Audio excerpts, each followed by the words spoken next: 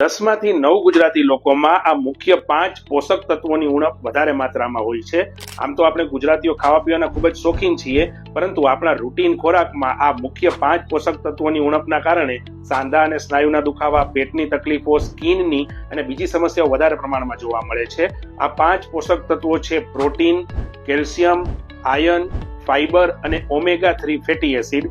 આ 5 પોષક તત્વોને જો આપણા રોજિંદા ખોરાકમાં ઉમેરવામાં આવે તો માત્ર 2 જ મહિનામાં શરીર ખૂબ જ નિરોગી બને છે અને આપ ખુદ તમારા શરીરમાં એક તાજગી અને બદલાવનો અનુભવ કરી શકશો। આપણા રોજિંદા ખોરાકમાં અમુક નાના બદલાવો કરીને આપ આ પોષક તત્વોની ઉણપ દૂર કરી શકો છો।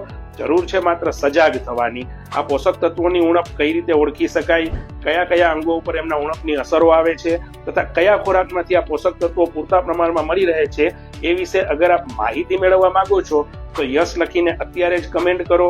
હું આ વિષય પર માહિતી આપતા વિડીયો પોસ્ટ કરીશ। આ માહિતી અન્ય લોકોને પણ મોકલી એમને પણ જાગૃત કરો અને આ જ રીતની દવા તથા ઓપરેશન વિનાની સાંધા અને સ્નાયુની તકલીફોને દૂર કરવાની ટિપ્સ મેળવવા મને ફોલો કરો। આપના physiotherapist doctor Hardik Patel. Thank you.